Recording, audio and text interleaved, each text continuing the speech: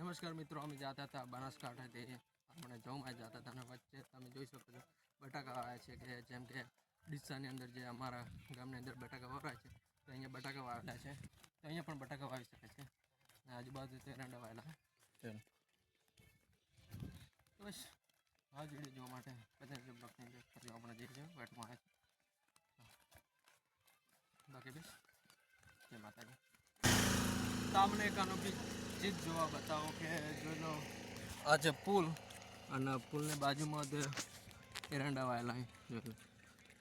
જ્યાંથી પાણી આવે સીધા એરંડા આવા અવનવર બ્લોગ જોવા માટે લાઈક કોમેન્ટ શેર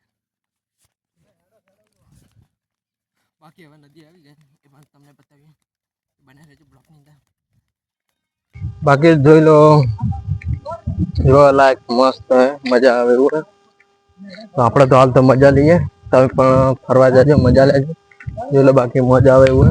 એકદમ સુનસાન જગા તમે પણ ક્યારેક ક્યારેક આવજો બહુ મજા આવે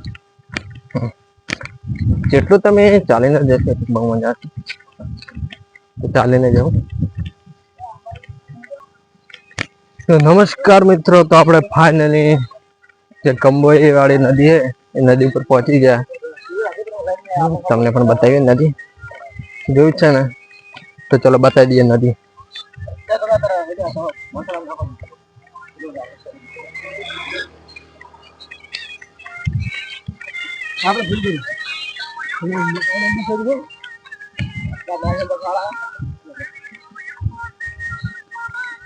बाकी बहुत देखने लायक नजारा है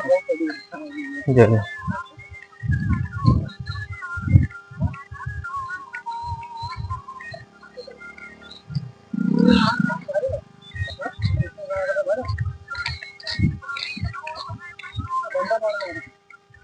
हाँ फाइनली नदी है नदी पार करवानी है આપણે